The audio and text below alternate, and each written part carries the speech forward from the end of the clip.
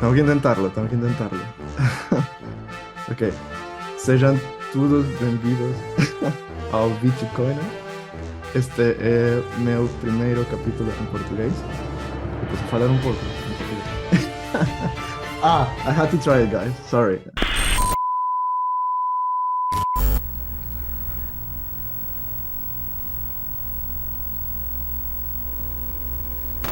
When I said that our president had confiscated the savings accounts from Brazilians in the 90s Mhm. to control the inflation, they did almost the same thing that El Salvador did. But we didn't go to dollars. We paired our currency to dollar for 2 years, and then Mhm. that was real, and then gave up the pairing after 2 years. And that's why it keeps devaluating faster than the dollar, because our central bank uh, continued to print. They never stopped printing, right? So that's why I think that Bitcoin can be adopted by anyone, Brazilians, Argentinians, uh, anywhere in the world, to protect from this phenomenon. And I think that even if Brazil got together with the BRICS, with China or any other bloc, they will not stop printing money. They will not stop devaluating the currencies to pay the government debts and finance their political interests. So that's why Yeah. I recur to Bitcoin always in the final of my final phrase.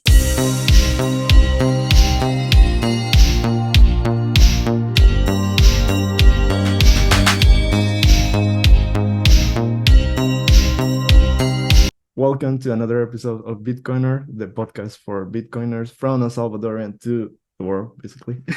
So today we have here Carol Souza. She's from Brazil. So thank you for being here. Thank you for your time and welcome. Thank you very much, Juan. It's a pleasure to be here to talk about Bitcoin to everyone, to El Salvador and to the world. Thank you very much. So maybe for a start, I would like that for people that don't know you, because this space is really big and we're a lot of Bitcoiners. Not enough, but we're a lot of Bitcoiners. So maybe if we can start the podcast, maybe you can introduce yourself, like talking a little bit about your background and well, I don't know if you have any hobbies or so, and then little by little we will go into Bitcoin. Okay. Shall we?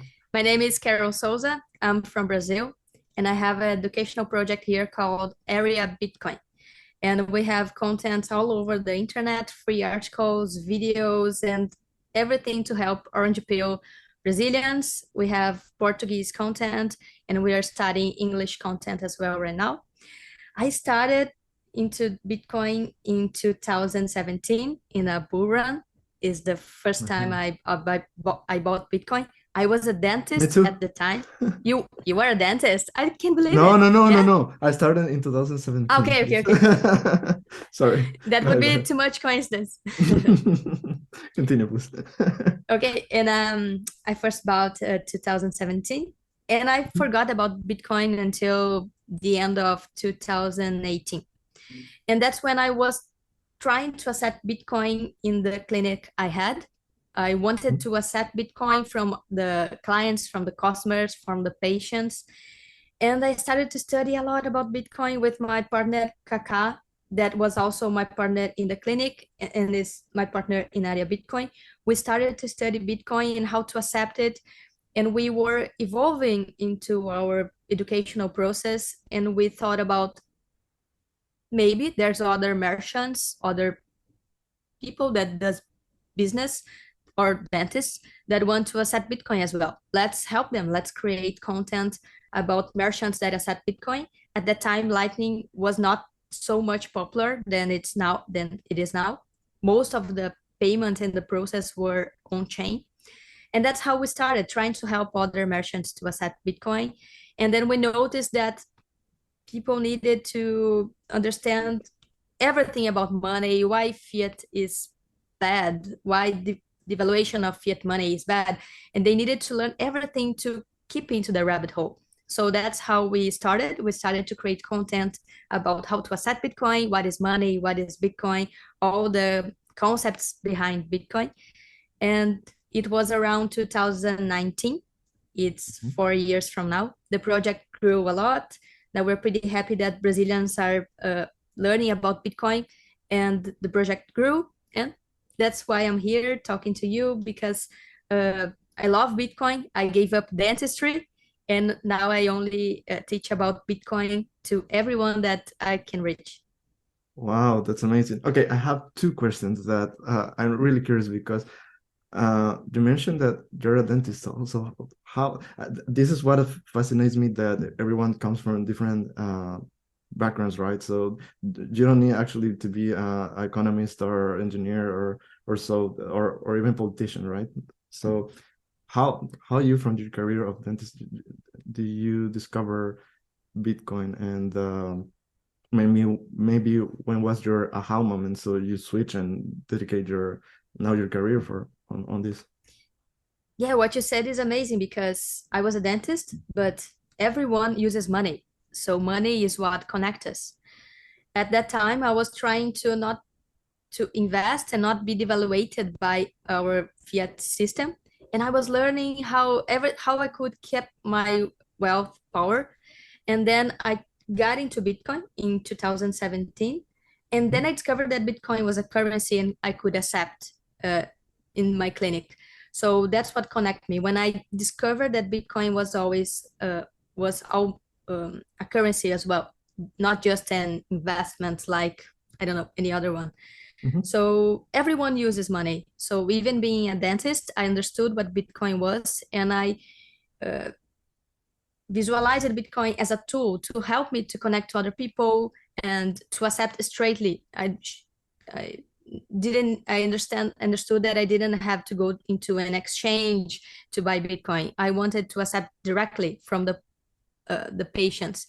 So that's why anyone can connect their business to Bitcoin, and everyone uses money, and everyone can adopt Bitcoin as money, as a reserve asset, as anything, as a network where they can develop their skills. They can become a developer as well. So you can connect to Bitcoin in a lot of areas. So to me, it was as a payment system to get out of the fiat system and to start straight from the patients without passing through a credit card or POS system that at the time was pretty expensive to me. I was angry with the uh, POS machines from the banks because it took a lot of fees from me. So that's why I recurred to Bitcoin, to don't have to pay a lot of fees from these POS machines.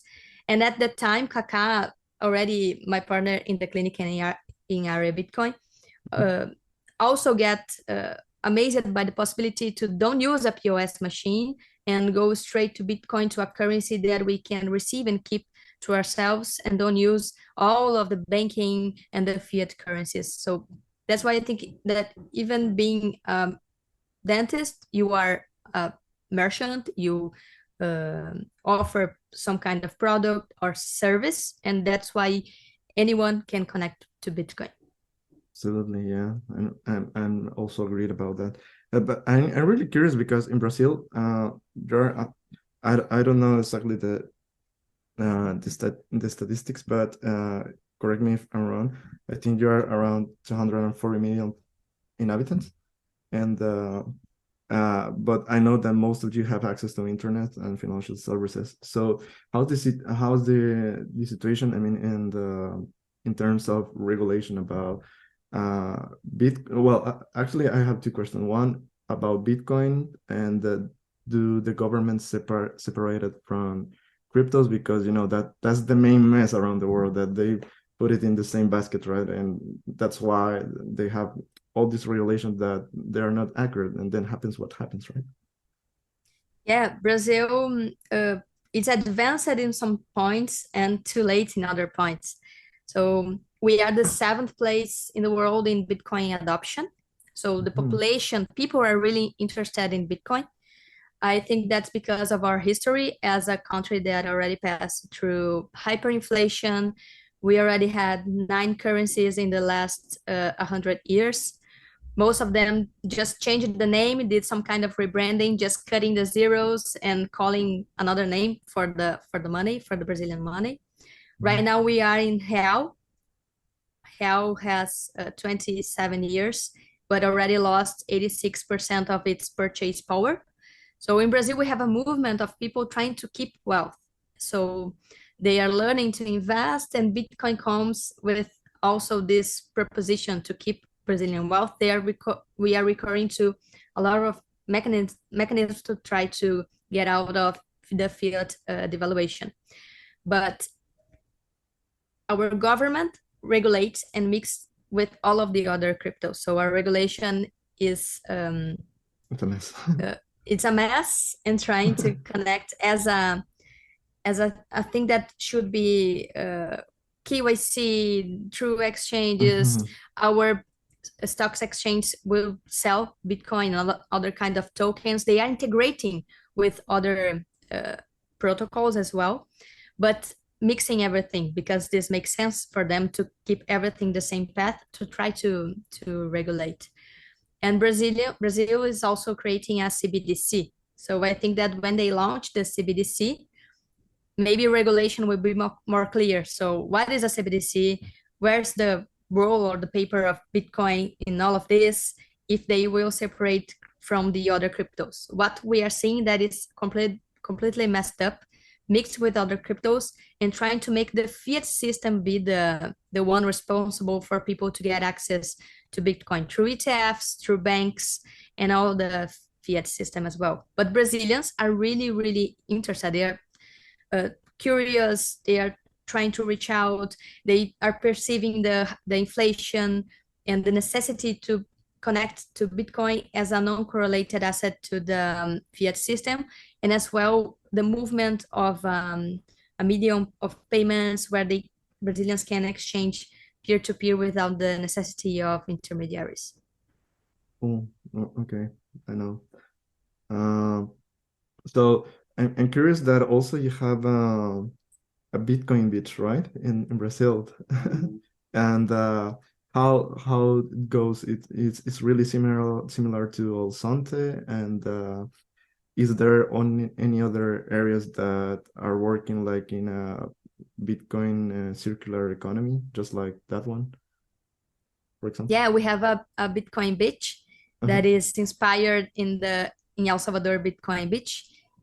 I didn't get there yet. I want to go. It's in the city of Jericoacoara. It's a place they are helping a lot of merchants to accept Bitcoin, and they are teaching the kids in the schools to exchange Bitcoin for fruits, for vegetables, and they are teaching all the merchants across the city to use Bitcoin. And I don't know if you saw the map where there's a lot of Bitcoin beaches across the world. Yes. Jericoacoara Bitcoin beach is one of them. So it's a great job they are doing. And also helping to bring this concept as Bitcoin as a currency, as a medium of exchange. And I think it is connected to other Bitcoin beaches across the world. And there's other projects being developed here in Brazil with the same mindset to help communities to learn about Bitcoin, to receive in Bitcoin, to negotiate Bitcoin, and create this poles of knowledge and circular economies. So I didn't get there yet to talk about with more property of how it works, what they are doing, but I am seeing that it's a great job, and they are pretty inspired by El Salvador Bitcoin Beach. Okay, cool. So let me explain to our audience really quick what Bitcoin Beach is. So Bitcoin Beach started in El Salvador. I don't remember exactly the year, but 2015 or something, or I think earlier. I don't know. Actually, I have to investigate that, to research that. But the thing is that there was a beach that it was very famous for surfers, and the ATM machine, the closest ATM machine was like 5 miles away or so. So, and people, especially the surfers, got to struggle to pay, right, and to go to the ATM machine and pay in cash and everything. So there was one man that did an anonymous payment donation, to El Salvador, so they will give an alternative, right, Bitcoin economy, and then suddenly, and Jack Myers, that is the CEO of Strike, one day just saw that there was a lot of downloads in his app that it was a strike, and he was really curious, like what's going on, right? Because he was like a lot of downloads in just shorter time. So he went to El Salvador, he met Bukele, and he was like, what happened here? What is going on? And then Bukele already knew what was going on by that time, and so he went to Bitcoin Beach and saw that people were doing this experiment, right, to try to use a Bitcoin circular economy. And in fact, El Sante grew up in the economy and tourism and everything. So Bukele saw the potential of that, and that's why we made it real tender a few years ago. So that's the main experiment also in Brazil, right, in the Bitcoin Beach. Yeah, Jericoacoara also had the problem of a low banking system structure. The merchants didn't have access to banking systems and ATMs. So it's a community that needed this solution, and Bitcoiners were there and developed the circular economy. And it's amazing to see how it's flourishing across the world in a lot of communities as well. Absolutely. That's the thing that I believe that I think that in order to have a Bitcoin adoption, you just it won't come from a huge empire like United States or China or Russia. You know, it has to be where people need it, and that's when they will see the potential of their needs, and that's how it will expand. And I think it's what's happening right now, right? And Yeah. I'm sorry. No, no, you're totally right. I also believe that it will be bottom up, not top down. So it depends on us to develop the mindset, the Bitcoin mindset, and how people to connect to Bitcoin. So totally agree. Absolutely. And you also mentioned that you were developing CBDC. I heard a bit about it. That is the real digital, right? So, but currently it's on development. So I don't know if people know uh, what it will implies to their life and everything. I don't know how conscious people are about CBDCs. And well, now that we're talking a bit, maybe if you can explain to people in your own terms what are CBDCs, and maybe what is the difference between CBDCs and Bitcoin, right? Sure. CBDC, it's a central bank digital currency. So it's a currency from the central banks. So it's basically fiat. It's a digital fiat, right? So the central banks create a currency. They create, for example, dollars, reais, the Brazilian currency. Until now, it only happened through banking system to be digital or in paper notes. But uh, Brazilian central bank, USA central banks, and actually a lot of central banks across the world are creating their own CBDCs to compete with Bitcoin, because Brazilian central bank also uh, say that a couple of years ago that they were creating a CBDC so people could adopt it and it would be better than Bitcoin. So Bitcoin is totally different from a CBDC because it's not correlated to a central bank. It's a decentralized currency, a decentralized network, a decentralized system that don't depend of governments, don't depend on banks. Anyone can access, is worldwide, is borderless, it's a scarce currency as well that has the best monetary properties and has a lot of characteristics and features that fiat currencies don't have. But I see that in Brazil, most of the population, people still don't know to differentiate Bitcoin from CBDCs or even from other currencies, crypto, for example. It's all mixed up. And for me, the main problem about it is that we didn't have yet in the world a decentralized currency, a decentralized system. So it's difficult to know the difference, right? But for me, it becomes clear when we revive all of the problems of the fiat system, like the hyperinflation, the loss of purchase power. This will happen to CBDC as well because it's a centralized currency. Governments will print or will create more digital currencies when they need to pay their own debts or when they need to print money to financiate political interests, right? Yeah, So I think people will know more the difference through living the CBDCs just like they live it in the other fiat problems. In Brazil, we had hyperinflation. In the 90s, in the beginning of the 90s, we had a confiscation from the banking savings accounts from yeah. people. So the president at the time, President Collor, Mhm. from one day to another, he decided that it would be a holiday. They closed the bank accounts and Brazilians couldn't withdraw their own money from their savings accounts. This What? already happened in Brazil. So it's in our history. So I think that with time, we'll revive all of those stuffs, but through CBDCs.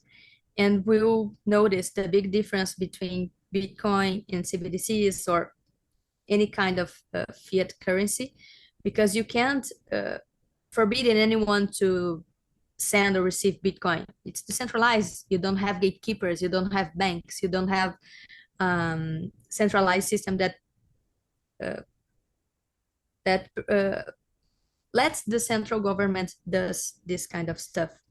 Absolutely. And before the Real Digital, that is our CBDC that will be launched next year, Mhm.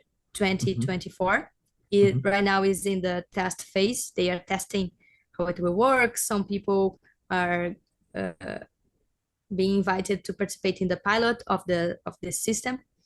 And but before the CBDC, our central bank launched something called PIX. That is Okay. a system that Uh-huh. is from the central bank and people access through banks of digital payments instantly without time, without it's 24/7 to compete with Bitcoin and other mechanisms. They launched Mhm. it in 2021, if I'm not wrong in the dates. But Mhm. it was like a test for a CBDC. It would be something like FedNow they are trying to launch in the USA, Mhm. but it's from the central banks to the central bank to the banks. And with CBDC will be a currency from the central bank without the need for a banking account, for example. So I think that Brazilians are going to learn this through time. There's a lot of Bitcoiners here in Brazil teaching it. So it's amazing to see how Brazilian has a lot of Bitcoiners everywhere. We find Brazilians teaching and helping and developing Bitcoin. But we also have a little bit of difficulty to understand the difference of the properties like any population in the world, right? Yeah, absolutely. Wow, I didn't know the history, and I'm glad that you told me because I didn't know exactly what happened in Brazil. And so I have told this story and in a couple of episodes, but it happened something similar in El Salvador. We were trying to escape from the main reason that we got dollars and we stopped using colons. It was because we were going through experience and hyperinflation. Most likely, what happened to your country or the corralito that happens in Argentina. So one of the solutions, by that time, 2001, I think, by the government of that time, they they switched to the dollar. That's why we got the dollars. And but the savings from our grandparents and our parents or everyone that they were saving their money through their entire lives was cut by almost nine because the valuation it was like 8.75. So it was like they were basically stealing to everyone. And yeah, somehow they stop the hyperinflation. But I mean, it was the thing is that with fiat money is that it seems stable, right? In the in the short term, but in the long term, it got devaluated. So now that's why we are experiencing hyperinflation around the world, and governments are printing more money. That's the main thing of fiat. But and I wanted to ask you, sorry, about I don't know much about this topic. Maybe you do, and if you do, maybe you can share with us your thoughts about the BRICS. I know that they're working in Brazil, Russia, India, China, and South Africa, I think is this. They're working on a new currency, right? I don't know if it will be a CBDC or so, but I don't know, or just as economic stuff, or what are your thoughts about it? They want to create a CBDC. It's not clear how it will work because Brazil will have a CBDC, but this CBDC, this Brazilian CBDC, Real Digital, will be for the population. But the BRICS want to create a CBDC to exchange between the BRICS, Brazil, Okay. Russia, India, China, and South Africa. We are seeing this movimentation of a lot of countries trying to negotiate without the dollar, negotiating in other currencies. So this is a movement that is happening, and BRICS are grouping together to, they are talking about to maybe to become the dollar hegemony more weak. So we're seeing these movements of Russia, China, even Brazilian president Lula talked about using a CBDC and to don't depend of US dollars. So we are seeing a huge movement and a fragmentation from the world alliances, and BRICS are coming together. If this is going to work, I don't know. I see that China is, yeah, China is leading the narrative and leading these movements and leading the alliances, and liking that theory from Ray Dalio that China would be the next world power. But let's see what will happen. But Brazil is, at least right now, it's aligned with this block. But let's see what will happen. There's a lot of things happening in the same time. There's war, G7 also getting together or not, fragmentating. We have Brazil that changed its president, so a lot of things are changing around here as well. We have this CBDC, and we have an alliance with Argentina as well to create some kind of common currency to negotiate. Argentina that is totally hyperinflated, and 96%, I think. Yeah, so how can we do business with a country that their own currency is lost, almost lost all the purchase power? So how would be this relation to Brazil? How we can have a common currency with some country that is in hyperinflation? So there's a lot of things happening right now. I see that only Bitcoin can be something that we can relate to keep our purchase power, because as we were talking before, all of the fiat currencies devaluate.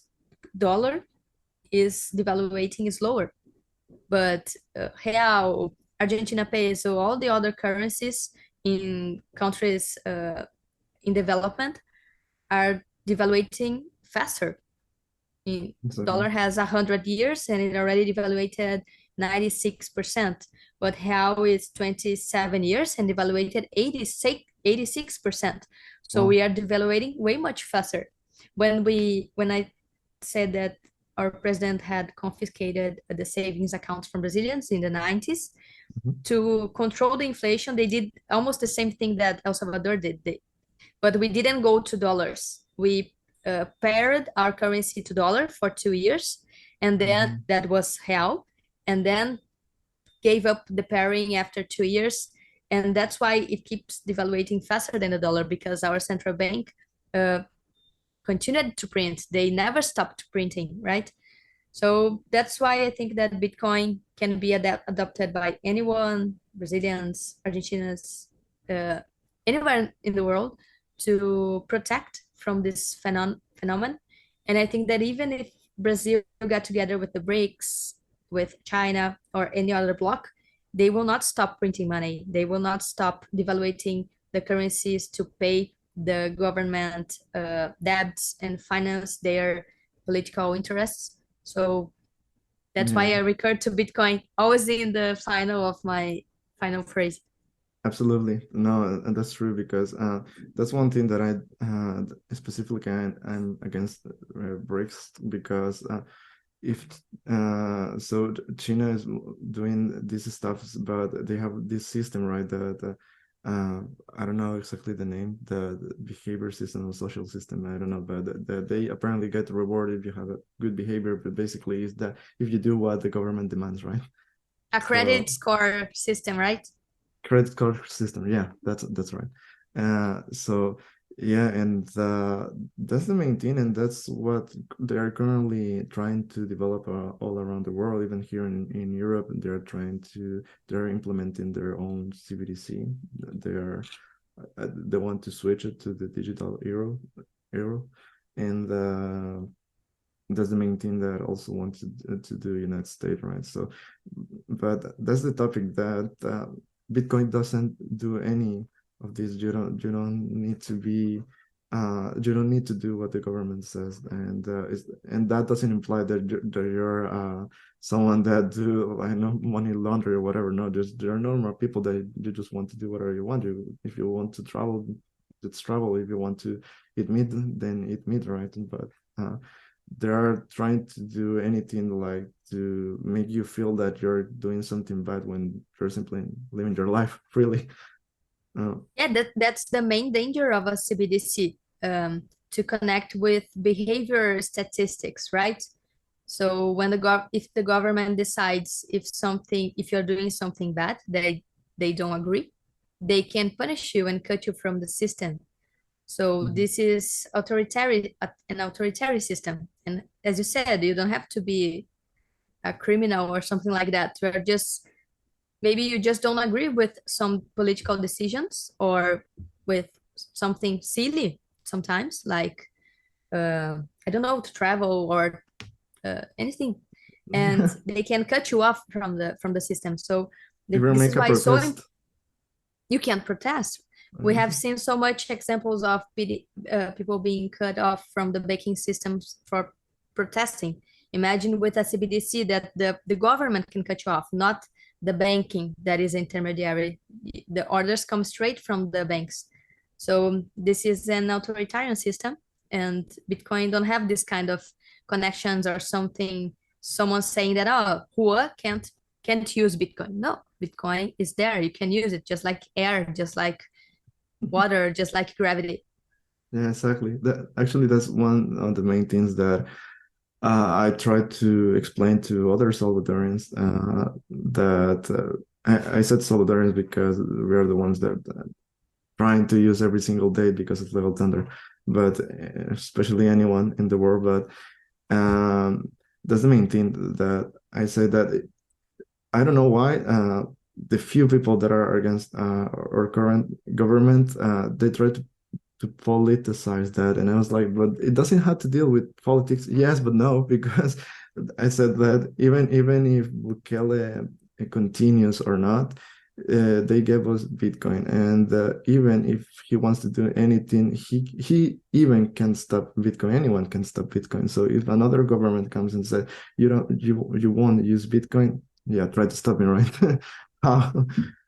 So I think that's the main tool that we had, and that's the main tool that we want to people know, because that's another thing that I think is misunderstood, that people think that Bitcoiners will try to force people to use Bitcoin, and it's just no, just to make you realize that we have this other tool that eventually, if not right now, you will see that you will need it for your own needs, right? So for example, in my country was that most people didn't have access to financial services or a bank account. So that was the main solution, Bitcoin, right, right away with a phone and internet. So you have it right there. Mm. Yeah, you don't have to wait for your government to adopt Bitcoin for you to adopt Bitcoin. So even if the future countries will adopt it for because they will have to, like in the Hopefully. recent theories of like hash wars, or they will need to compete for hashes or something like that.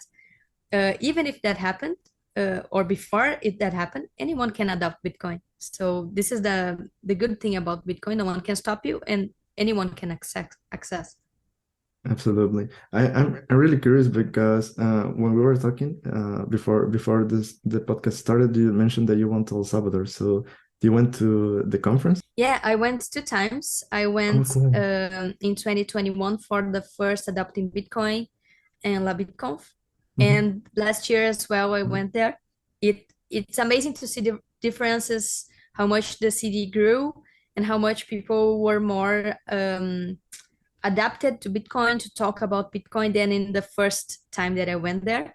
And I hope that it keeps growing, right? And I think that El Salvador will develop way much faster than other countries through this path, and bringing tourism, bringing companies, facilitating Bitcoin companies as well, taking off some taxes for helping to develop the ecosystem. I think that everything that El Salvador is doing, it's being a good example for other countries, how they can absorb Bitcoin and absorb this market, and for their own benefit, for the benefit of the population, the merchants, the regions, and to develop faster. Cool. So you went to El Santos. So do you use the do you sorry, do you experience the Bitcoin Silk Road economy, right? You said. Yeah. And no, go ahead, sorry. No, I was going to say that it was amazing to see everywhere a spot with the Bitcoin logo, accept Bitcoin, Bitcoin through Lightning, and to use it not just in the city, but also in the beach, in different ambience.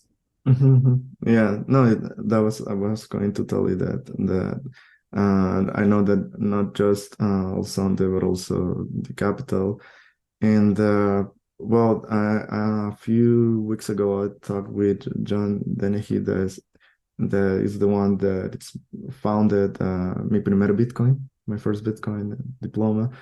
And he told me that I love his strategy because he told me that the teachers are not foreigners, are Salvadorians from well, several places from Salvador, and they teach them, they learn, or even they even know Bitcoin and want to contribute, right? So they go to the place that they live, the department or the state that they live, because he told me something important, that is that they are the only people that know how to pass the message, because you know what are the needs, right, in the place that you're living in. So I think that's important, that's to know how to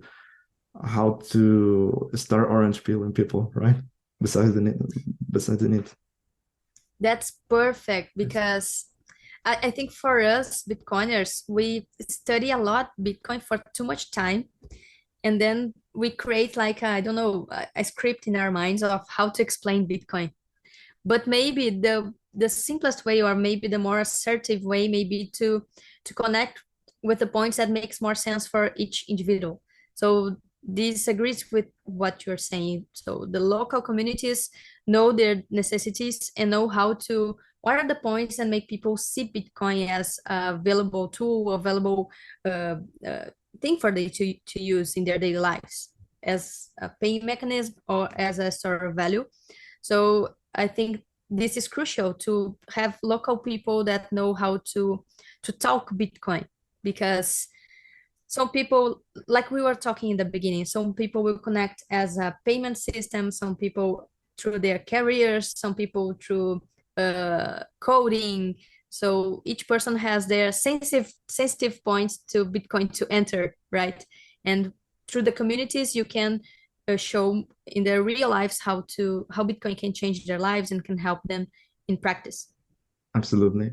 So that's why my next question is that now that you're Brazilian, and I know most of my friends are from Brazil, how will you explain to them what is Bitcoin? Imagine that they don't know. Some know a bit about Bitcoin, but maybe yes, you can help me to start orange pill, and then so maybe you can explain by your own terms what is Bitcoin. Right now, depends of the time when you ask me this question, right? But right now, I would say that Bitcoin is a life vest. Everything is drowning, the currency is drowning, the business are drowning, the wages are drowning, and there's not too much place to hide. I would talk about the hyperinflation in the past, the inflation we had so bigger in the last year that was around 12%. And everyone noticed the prices on the shelves getting higher. And I would say, do you remember when the price of rice, the price of meat was higher? You became poorer. You couldn't keep the same quality of life with the fiat money. So Bitcoin helps you to don't suffer all these effects from the fiat system and help you in the long term to don't lose this purchase power. Uh, Maybe this is how I would explain in the first moment, but depending of the moment, I would talk about censorship resistance. We're suffering it a lot right now in Brazil with the media uh, and politics fighting over the narratives, one trying to censor another. And Noster would be a good tool as well to explain Bitcoin. Here in Brazil, we use a lot of social medias. People are really connected. I think that we are the second place in the world where people spend more time in the internet and connected.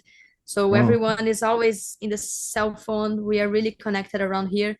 So that would be there will be a lot of arguments, but the main one would be the life vest to save from the fiat drowning. okay, perfect. Noster, for people that still don't know what is Noster, Noster is like Twitter, but it's decentralized and it's made in one of the Bitcoin layers, so they don't collect you any data at all, and it's kind of new, so you should try it, guys, because it's really good. It's basically Twitter but better. There's no censorship. Yeah, if you have central banks controlling the money for Noster, you don't have big techs controlling the social medias and who can access or no. So would be a good parallel. Exactly, yeah, exactly. And other question that I have is that have you orange pilled your family? Talking a lot about Bitcoin. It's about each subject. You see, Bitcoin fixes this. And everything was correlated to Bitcoin. So I think that I orange pilled them by keep talking about Bitcoin, right? All the time, because I think that's what happens to Bitcoiners. With you happen the same way? I don't know. Yes, actually, yes. With my friends also because well, I live with two of my friends, so they know that I make podcasts. So from time to time, I told them about they watched the show, but I also before the interview, I talked to them and said like I'm going to interview this person, and the most amazing thing is that none of them are related, right? Like what I told you at the beginning, that some are economists, you're a dentist, some are politicians, some are teachers. So they're the best of quantity of people, and my parents are orange pills and my sister. But I think the best way is that eventually, I don't know if friends or family will see that there's not a specific niche of person, that you can be whatever you are, your specialization, your professional career, but still eventually you will go to you will enter to the rabbit hole and be on Bitcoin, right? The Bitcoin ecosystem. Yeah, and sometimes takes one, two, three, four tries, but in the I don't know sixth or seventh, something will click, poof, and we'll start the process. So for me, I think that took three or two times hearing about Bitcoin. Kaka told me about Bitcoin 2013. She tried Oh. to buy, and she Mhm. couldn't. She got into a website that was ugly, seemed like some hack would go into her phone, and she gave up. She didn't bought. So that was the first time I heard about Bitcoin. Ah, okay, forgot about it. And then in the second, in the third, then I in 2017 got the click to try to buy for the first time. Cool. And what do you think are the main challenges to, I don't know if if it is in the plans of the government to adopt Bitcoin like legal tender, but if not, what are the main challenges to adopt Bitcoin like 100% like my country is doing? I know that it's still in development. We have it like a legal tender, but people are still in the need to understand fully. So and the best way I think to understand it is to use it in the daily basis, right? So what do you think are the main challenges? Talking about Brazil, and maybe if you can share your thoughts like worldwide. Okay, I think that more the challenge is to orange pill people, because I agree that the change will come from the top down. Sorry, from the bottom up. I inverted from the bottom up. And Yeah. through this process, some people that maybe will be in the government or the politicians, some of they will embrace the Bitcoin mentality and maybe will bring the Bitcoin mindset and a Bitcoin law. For now, non-politician in Brazil has this mindset. All of them are fiat and trying to keep the fiat system, right? That's why I think that it's from the bottom up, and with time, someone will try to create a Bitcoin law, or the process of hash wars or other countries adopting Bitcoin, it will bring a domino effect that eventually all the countries will adopt it. But to be the second, the third, or after El Salvador, I think Brazil is a little bit farther from that, and will come from the people. If it comes from the people and from our fiat system devaluating and people noticing they need Bitcoin, as we're seeing in a lot of countries, like we're seeing in Argentina, that it's our neighbor, that people are adopting faster because of necessity. I think that necessity, just like when we hear all the stories in the past, I study recently Weimar in Germany, how people run to gold to protect themselves when the German mark collapsed, the Weimar mark collapsed. So I think that a similar process may happen, and I think that will accelerate the process because it becomes obvious, right? I think that people do stuff when they are obvious. It can be obvious from them wanting to learn, or some friend coming and orange peeling, or the reality. If you are becoming poorer, you'll try to save yourself and you will find alternatives. And Bitcoin is there and is the main alternative that will help people to keep their purchase power. So I think that will be the bottom up. And I don't see Brazilian governments doing any movement to bring a Bitcoin law. But in my city, Porto Alegre, some legislators created a celebrating date. I think that is 6 May this month. I don't know if it's right, okay? But we celebrate the pizza day in my city. So there are some legislators that are bringing Bitcoin to discussion and trying to create this Bitcoin mindset.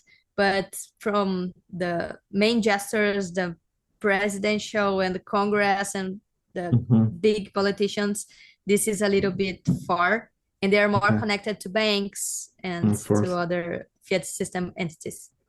Okay, yeah, that makes sense. But as you mentioned, it will start with the people actually to make the change. That's how it started in my country, and I think that's how it's going to start in. I think in all places, from where's the need, and then it will scale up. And that's what happened, because came from the people, and Bukele saw this as a tool, as an opportunity, and then he brought Bitcoin. So this is a good example how I think will happen to other countries. Absolutely, yes. And are you going to any conference this year? This year, for now, I have in my Horizon SatsConf, that is a Bitcoin only conference in Brazil. Had this the first episode in last year in November. It's in the beginning of November, right after or before adopting Bitcoin. So if you want to come to Brazil and do some kind of tour between Brazil and Salvador, there's is a conference that is parallel to adopting as well, and is the one I'm going this year. For now, I don't know if something changes. Maybe I'll go to another this year. We're planning a lot of projects to create a lot of contents, and last year we went to a lot of conferences. This year we're most focusing in working and internal projects. Cool, cool. And you? Me, I want to go Yeah. to Prague. There's one in Prague, and I want to go to El Salvador, but as I mentioned, you, my family is coming. So, but I want to go next year to adopting Bitcoin conference because I want to see the change. I think that I'm not living there, so I think that I will see like a lot of changes in the matter of 2 3 years. But because I have some friends or people that I know from El Sante that uh, they told me that in not just in El Sante or the capital that uh, there are changes, right? So people are using Bitcoin. There are other friends that told me no, but that is disappearing. And I was like, all right, but what are you using it? Or, so it depends where you are. But I know from Bitcoiners and also other friends that the Bitcoin adoption continues. So I want to see that in person and to experience that. Yes, But I think that is normal because in the when Bitcoin was adopted in El Salvador, we were in a bull run. exactly. So there's a lot of enthusiasm and a lot Mm, of merchants starting to accept. And then 2022, the bear market came and some merchants maybe gave up, but it's a natural process. The important is that it keeps growing, even it has the same volatility as price, right? Some merchants adopt, others gave up, others came, and through time, with more education, it will grow even more. absolutely. Yeah. And back to the conference, I also want to go to, well, now that you told me Brazil, actually Brazil is in my bucket list, but as I Well, mentioned, most of my friends are from Brazil. And so I have like a lot of places to go right now to Brazil, like Sao Paulo, Palotina, and Rio Grande do Sul. I So live in Porto Alegre, Rio Grande do Sul. really, so If you Porto. if you came to Brazil, let me know. All right, perfect. Thank you. So and now I have another one. So Yeah. yeah, I want to make the a full tour because I want to go to that conference, Brazil. I want to go to El Salvador. I also want to go to Miami because traveling to the other side of the world, we we need time to be there, to spend there, not just to go for a few days. I think the best way to enjoy it is to be like a lot of time there, right? So and traveling. Yeah, Yeah, I'm pretty happy we're going to make a Bitcoin tour in and South hope America and also that will be the best. That's one of my plans. We will see if I can make a blog or something, or even make the podcast in person and not just yeah. yes, yeah, not just in Zoom. That I think in person is better. So, so I think we will start wrap it up because I think we have like 5 minutes. So just two questions. Anything that you want to add about your projects or where to find you, and well, and then the other question. Okay.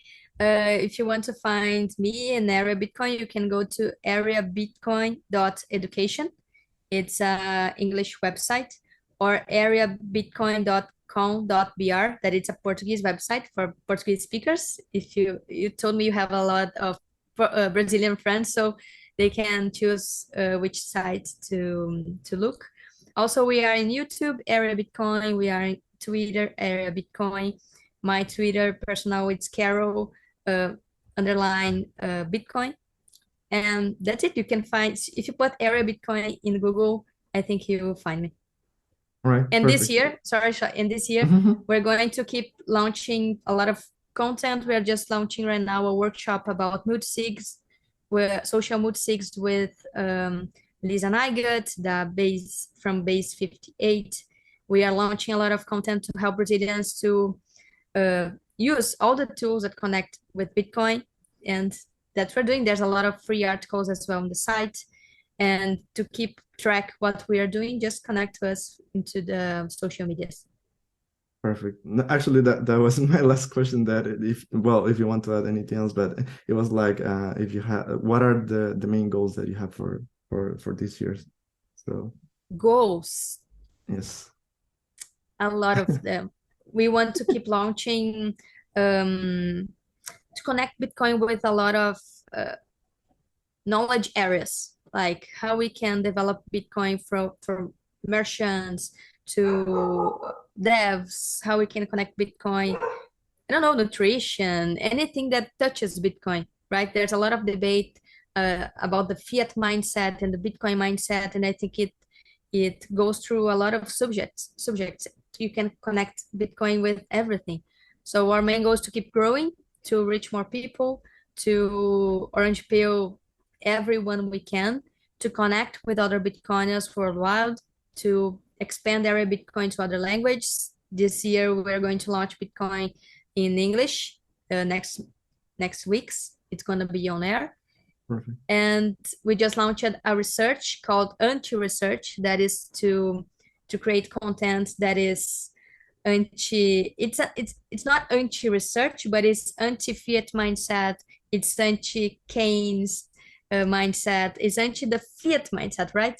So to not just be like any other research, but we are talking about the Bitcoin mindset and how it connects to more analytic areas as well. And I think that's it. That's a lot of things for this year. Yeah, absolutely. That's a lot of projects. Okay, perfect. So thank you, Carol, for your time. Thank you for being here. And even if you come to Spain, well, I live in Barcelona, so there's also a Bitcoin community that I haven't meet them yet, but it's in my schedule because I want to see how can I do anything for them to contribute. But I know they make some meetups, but here in Europe we also do some meetups, so you're welcome to come here also. Thank you very much. Well, I love to talk to you. Thank you for having me here. If you come to Brazil as well, let me know. Let's do some Bitcoin tours. There's some places accepting Bitcoin around here. I will be at Conf. If you go there, also I will meet you. And it was a pleasure to talk to you. And if I go to Spain, you can make sure I will connect as well. Thank you very much. Perfect. Thank you very much for your time. And see you next week, guys. Ciao. Hello guys, thank you so much for watching the show. I'm currently editing the next episode. I just came by to tell you that thank you so much for watching it, and if you like it, don't forget to share it with your friends, your family, your neighbors, people that are not currently orange pill yet, not Bitcoiners, because that's the main purpose, right? To continue educating people about Bitcoin. And yeah, if you want to support the show, there are two ways that you can do it. You'll find two QR codes over here. The first one, it's actually both are Lightning address. The first one is from Kaiser Fund. Actually, if you want to read the entire project, you'll find the link on the description box over here. And yeah, you will find the entire project of Bitcoiner. So yeah, you can. There's a way. This is a way that you can support the show. And but if you want more proof of work, just click on the channel. You will see the entire interviews. And the other one is Lightning address. So please send me a lot of Bitcoins and Satoshis, because I want to keep doing what I love. And for me, it's an honor to contribute to my country, to my homeland, El Salvador. And actually, to be the first Salvadoran Bitcoin podcast, it's an honor for me. And I want, as I said, I want to keep doing what I love. And so that's why your support is really important. And last but not least, don't forget to hit the subscribe button, to like and even if you want to leave me a comment. I don't like to say those things, but that's how YouTube algorithm works, so I had to say it. So yeah, that's it. And yeah, I will continue to, I have to finish editing the next episode. So yeah, see you next week, and I wish you a wonderful day. Ciao, ciao, bye.